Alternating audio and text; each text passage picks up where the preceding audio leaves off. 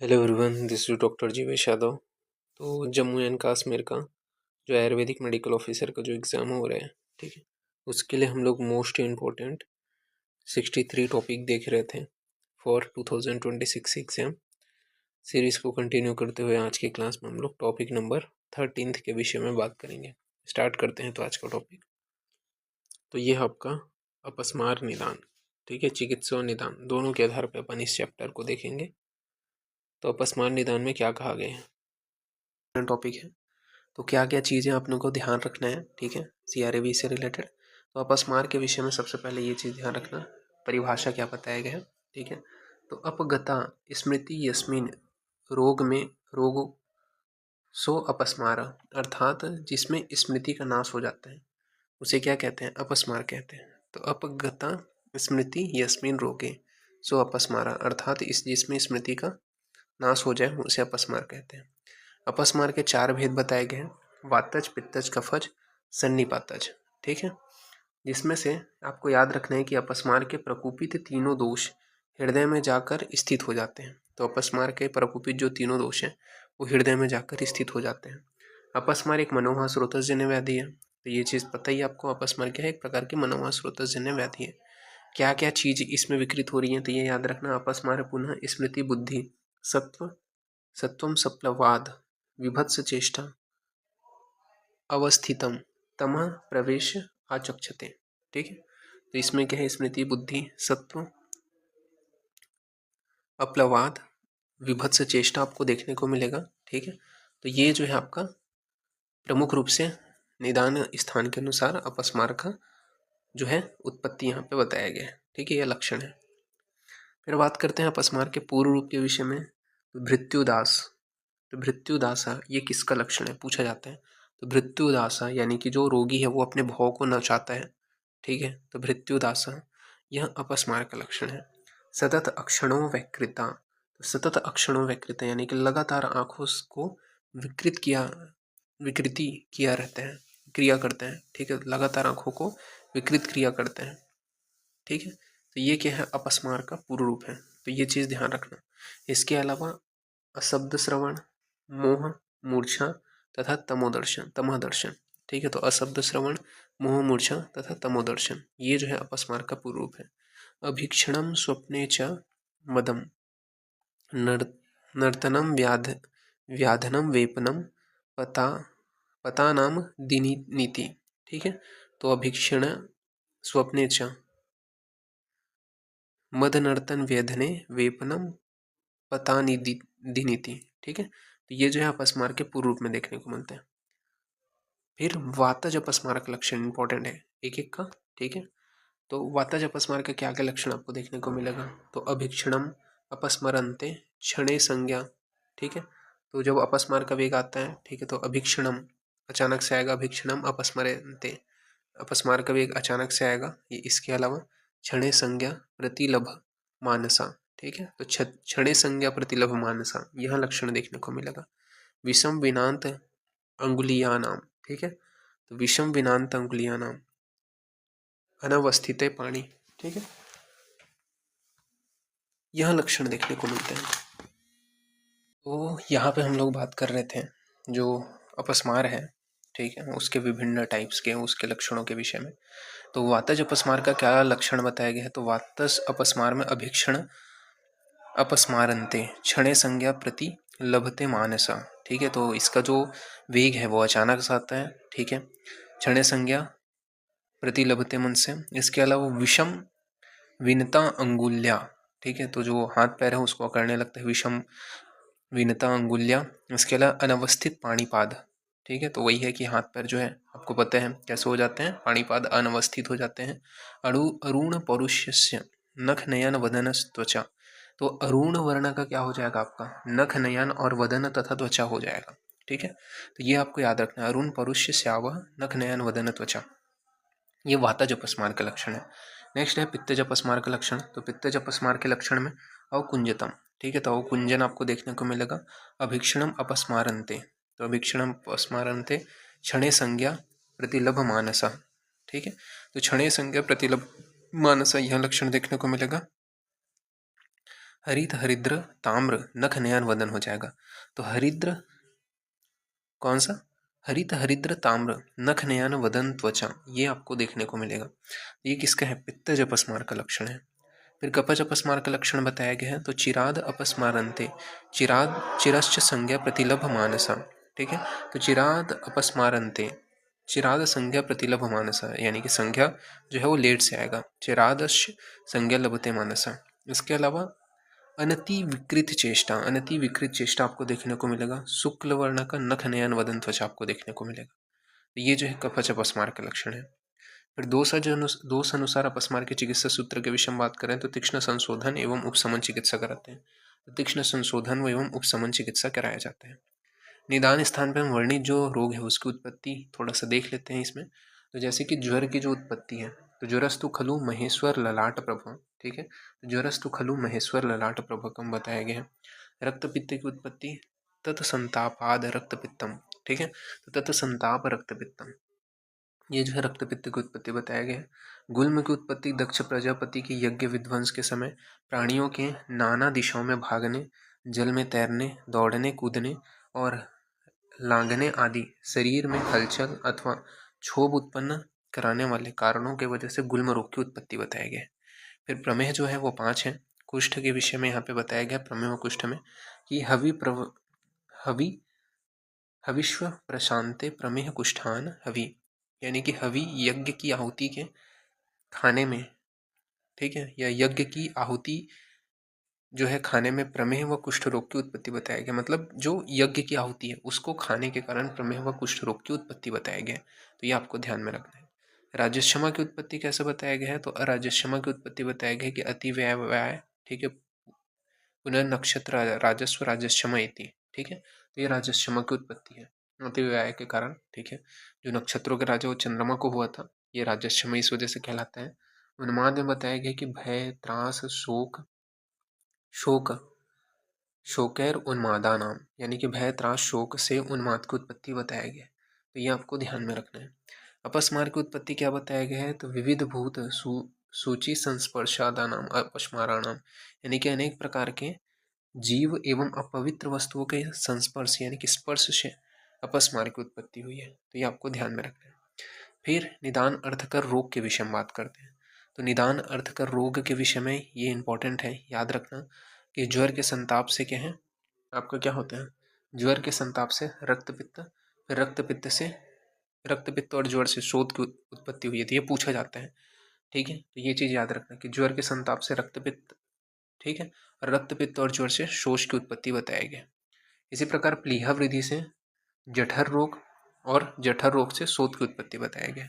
तो प्लीहा वृद्धि से जठर रोग और जठर रोग से शोथ की उत्पत्ति बताया गया। इसी प्रकार अर्श से जठर रोग और गुल्म की उत्पत्ति बताया गया। तो अर्श से जठर रोग और गुल्म की उत्पत्ति बताया गया है। प्रतिशय प्रतिशय से कांस व क्षय रोग की उत्पत्ति बताया गया। तो प्रतिशय से कांस व क्षय रोग की उत्पत्ति बताया गया। त्रयो विकारे प्राणिये प्रायेण ये परस्परे हेतव अर्षि चा अतिसार ग्रहणी दोष एवच, ठीक है। तो यानी कि अर्ष अतिसार और ग्रहणी प्रायः एक दूसरे के कारण बन जाते हैं। तो ये चीज याद रखना, ये भी क्या है आपके निदान अर्थकर रोग हैं कि अर्ष अतिसार और ग्रहणी प्रायः क्या है एक दूसरे के कारण बन जाते हैं। फिर बात करते हैं व्याधि संकर किसको बोलते हैं। तो व्याधि संकर के विषय में बताया गया है कि चरक ने व्याधि संकर का वर्णन किया है, ठीक है। यदि कास से क्षय उत्पन्न हो और दोनों रोग एक साथ चल चले तो इस व्याधि को व्याधि मतलब तो इसे क्या कहेंगे? व्याधि संकर कहेंगे। मतलब यदि कास से क्षय उत्पन्न हो और दोनों रोग एक साथ चले तो इसे व्याधि संकर कहेंगे। फिर क्रिया संकर किसको बोलेंगे? तो एक ही काल में दो विरोधी क्रियाएं चिकित्सा ना करें, ठीक है, तो उसे क्रिया संकर कहेंगे। तो एक ही काल में दो विरोधी क्रियाएं या चिकित्सा ना करें, ठीक है, तो उसे क्रिया संकर कहेंगे। डलहन ने 7 दिन तक प्रतीक्षा करने के लिए बताया है। फिर आदर्श चिकित्सा के विषय में यहाँ पे डेफिनेशन बताया गया है। प्रयोगे सम्येत व्याधि यो अन्य मनुदुर्यते नाशो विशुद्धे शुद्धस्तु शम्येत न कोपयेत। अर्थात कहने का मतलब ये है, ठीक है, सॉरी, आदर्श चिकित्सा में क्या है, जो संसमन जो मतलब व्याधियों की संसमन चिकित्सा करना चाहिए और जो बढ़े हुए जो रोग हैं, ठीक है, उनको क्या है विशुद्ध करने के लिए जो संशोधन चिकित्सा है वो अपने को करना है। ठीक है, नासो विशुद्धे शुद्ध्यात शम्यतो न कोपियत। ठीक है, मतलब जो बढ़ा हुआ है उसको संशमन करना है। ठीक है, और जो कोपित है उसको बाहर निकालना है। फिर इसके बाद में चिकित्सा के विषय में बताया गया, तो चिकित्सा में चतुराणाम विशकादीनाम शस्त्राणाम धातु वैकृतम प्रवृत्ति धातु साम्यर्थ चिकित्सा चिकित्सा इत्याभिधीयते। ठीक है, तो ये चीज़ ध्यान रखना है, चिकित्सा के विषय में बताया है सूत्र स्थान में। इसके अलावा यहाँ पे और क्या बताया है चिकित्सा की परिभाषा, तो यहाँ भी क्रिया भी जायन्ते शरीरे धात्वा सम स चिकित्सा विकाराणाम कर्म तद भीषजा मतम। यानी कि जो भी क्रिया हम शरीर में विकारों को शमन करने के लिए करते हैं उसे क्या कहते हैं, चिकित्सा कहते हैं। ये सूत्र स्थान में इन्होंने बताया हुआ है। फिर अपस्मार की चिकित्सा बताया गया है, तो अपस्मार की चिकित्सा में क्या बताया गया है, तो स्मृति अपरगम प्राहुर अपस्मार भीषक विधा तमा प्रवेश विभत्स चेष्टा धी सत्व समप्लवा। यानी कि अर्थात स्मृति के नाश को अपस्मार कहते हैं और मनोह स्रोतस जन्य व्याधि है, तो स्मृति के नाश को क्या कहते हैं, अपस्मार कहते हैं। फिर अपस्मार का निदान बताया गया है, तो चिंता काम भय क्रोध शोक उद्वेग आदि भी तथा मनस्य बीहते निर्णम अपस्मार प्रवर्तते। यानी कि चिंता काम भय क्रोध शोक और उद्वेग से मन के अभिहत होने से अपस्मार रोग हो जाते हैं। इसके आश्रय बताए गए हैं, धमनी भी श्रिताम दोषा हृदय पीड़यंती ही। यानी कि अपस्मार में धमनियों से आए हुए प्रकोपित दोष हृदय में आश्रय बना करके हृदय को पीड़ित करते हैं। फिर इसका पूर्व रूप बताया गया है। ठीक है, ये चिकित्सा स्थान के आधार पर अपन अपस्मार देख रहे हैं थोड़ा सा। तो पूर्व रूप में बताया गया है कि पश्यत्य संति रूपाणी, यानी कि अविद्यमान रूप आंखों के सामने देखने लगता है जो व्यक्ति है वो। तो पूर्व रूप में क्या है, पश्यंत संतानी रूपाणी, यानी कि अविद्यमान रूपों को आंखों के सामने देखने लगते हैं। प्रस्फुरत्यारपि जीवा अक्षिभ्रू, यानी कि जीवा नेत्र और भ्रू को फड़काने लगता है। तो प्रस्फुर्यति जीवा अक्षिभ्रू, तो जीवा नेत्र एवं भ्रू को फड़काने लगता है। हस्तोपादौ च विक्षिपन, यानी कि रोगी हाथ पैर को फेंकते हैं, तो हस्तपादौ च विक्षेपन। फिर दोष वेग च विगते सुप्तवत प्रतिबूधयेत, यानी कि वेग संप्राप्ति के बाद सोने के जाने से उठना। ठीक है, वेग के मतलब वेग समाप्ति के बाद में सोने के जाने से उठना। ठीक है, ये जो है पूर्व रूप के अंतर्गत देखने को मिलेगा। सामान्य लक्षण क्या बताया गया है, तो यहाँ पे बताया गया है कि दंताद खाद्यात वमने फेन विवृताश पतते विक्षतो। ठीक है, तो जो लक्षण आपको देखने को मिलता है कि दांतों को कटकटाने लगता है, खद मतलब खुद ही काटने लगेगा, वमन होगा, फेन की उत्पत्ति होगी, ये सामान्य लक्षण है। अपस्मार के 4 भेद बताए गए हैं, वातज पित्तज कफज सन्निपातज, चिकित्सा स्थान के आधार पर। सुश्रुत, अब इनमें स्पेसिफिक लक्षण देख लेते हैं चरक और सुश्रुत का। ठीक है, तो वातज अपस्मार में चरक जहाँ पे बोलते हैं फेन की उद्गम होता है, जबकि सुश्रुत ने बोला है हृदय में तोद होते हैं। तो हृदय तोद जो है वो सुश्रुत ने बोला है वातज अपस्मार का लक्षण, जबकि फेन आदि में ये जो है चरक ने बोला है वातज अपस्मार का लक्षण। पित्तज अपस्मार का लक्षण सुश्रुत ने बोला है तर्ण, यानी कि तृष्णा की उत्पत्ति, जबकि पित्तज अपस्मार का लक्षण चरक ने बोला है पित्तेन फेन वक्त्र वक्त्रक्षा। ठीक है, तो पित्त वर्ण का जो फेन है उसकी उत्पत्ति बताया है चरक ने, और तृष्णा की उत्पत्ति बताया है सुश्रुत ने। कफज अपस्मार में चरक ने बताया है कि शुक्ल फेन जो है उसकी उत्पत्ति बताया है, जबकि सुश्रुत ने उत्क्लेश की उत्पत्ति बताया है। तो ये आपको ध्यान में रखना है। सन्निपातज अपस्मार को चरक ने असाध्य बताया है, जबकि सुश्रुत ने प्रलाप कुंजन व क्लेश की उत्पत्ति बताया है। तो सुश्रुत ने क्या है, प्रलाप कुंजन व क्लेश की उत्पत्ति बताया। फिर अपस्मार के वेग काल के विषय में बात कर लेते हैं, तो पक्षाद द्वादशाद माशाद द्वय कुपितम मला, यानी कि 12-12 दिन, पक्षाद यानी कि 12-12 दिन, 15-15 दिन या एक मास पे अपस्मार का वेग आता है। अपस्मार की चिकित्सा सूत्र के विषय में बात करें तो अपस्मार की चिकित्सा सूत्र याद रखना चिकित्सा स्थान के आधार पर। तीक्ष्ण रादव भीषक कुरियात कर्माभि वमन आदि भी, यानी कि तीक्ष्ण संशोधन एवं उपशमन चिकित्सा हितकर होती है। तो तीक्ष्ण संशोधन एवं उपशमन चिकित्सा हितकर होती है। अपस्मार में चिकित्सकीय योग के विषय में बात करें तो पंचगव्य घृत का प्रयोग करते हैं अपन लोग, अपस्मार ज्वर व कामलानाशक बताया गया है। तो पंचगव्य घृत को अपस्मार ज्वर व कामलानाशक बताया गया है। महापंचगव्य जो घृत होता है उसको यहाँ पे प्रयोग बताया गया है। तो सचेत घृते मत्तम प्रयुक्त दिने दिने। ब्राह्मी घृत का प्रयोग बताया गया है। तो ब्राह्मी घृत में जो है उसका कंटेंट बताया गया कि ब्राह्मी रस, वचा, कुष्ठ, संघपुष्पी ये सब रहते हैं। ब्राह्मी घृत का प्रयोग उन्माद, अपस्मार, ठीक है, इनमें किया जाता है। इसके अलावा वचादि घृत हो गया, संधावादी घृत हो गया, जीवनादि घृत हो गया, का काशारादि घृत हो गया, ठीक है, इसका प्रयोग चरक ने बताया है। तो वचादि घृत, संधावादि घृत, जीवनादि घृत, काशादि घृत, इनका प्रयोग चरक ने बताया है। सुश्रुत ने सिद्धार्थक घृत और पुराण घृत का प्रयोग बताया। तो सिद्धार्थक घृत व पुराण घृत का प्रयोग सुश्रुत ने बताया। अभ्यंग के विषय में बात करें तो अभ्यंग में सरसप तैल का अभ्यंग कराते हैं। तो अभ्यंग सरसप तैल वस्तमुत्रे चतुर्गुणे। इसके अलावा आपका बताया गया है कटभ्यादि तैल का प्रयोग करते हैं, पलंग कषादि तैल का प्रयोग करते हैं। तो सरसप तैल, कटभ्यादि तैल, पलंग कषादि तैल का प्रयोग करते हैं।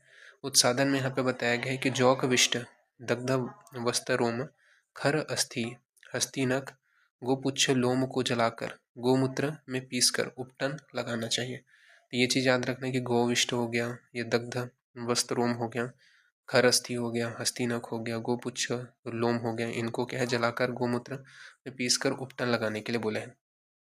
अपस्मार में गाय के गोबर में उत्सादन एवं स्नान कराना चाहिए। तो गाय के गोबर से में उत्सादन व स्नान कराने के विषय में बताया है अपस्मार में।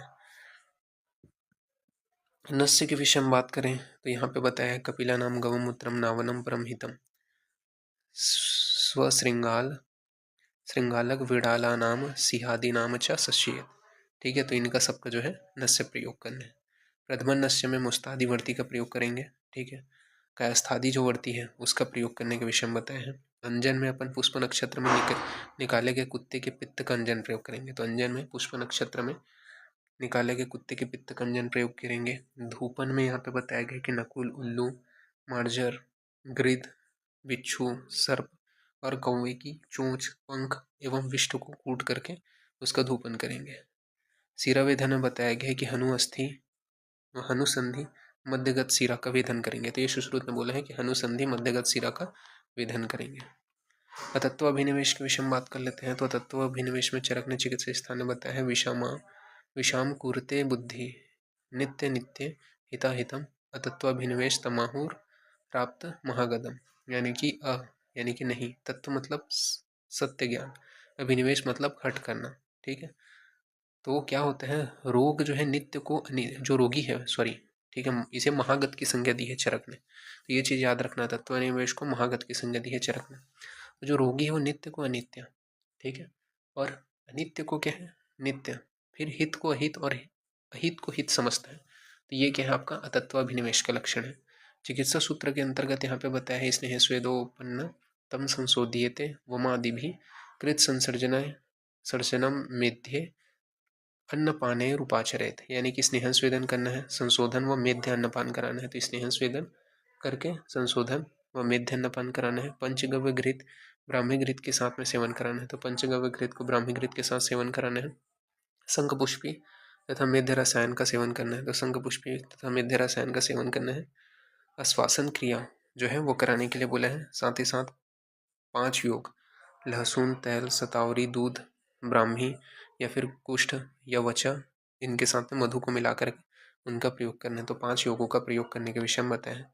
इसके अलावा विप्रत्यय के विषय में बताया गया है कि कार्य का अकार्य, हित अहित, शुभ अशुभ अशुभेशु विपरीतेर अभिनिवेशो विप्रत्यय। यानी कि कार्य अकार्य, हित अहित और शुभ तथा अशुभ इन विषयों में विपरीत ज्ञान रखने वाले को विप्रत्यय कहते हैं। अपस्मार के विषय में बताया गया है कि अपस्मार दुश्चिकित्सिक एवं कृतस्पाद रोग, यानी कि दुश्चिकित्सिक ये कब हो जाता है जब अपस्मार जो है उसमें कृतस्पाद रोग जब होता है तब।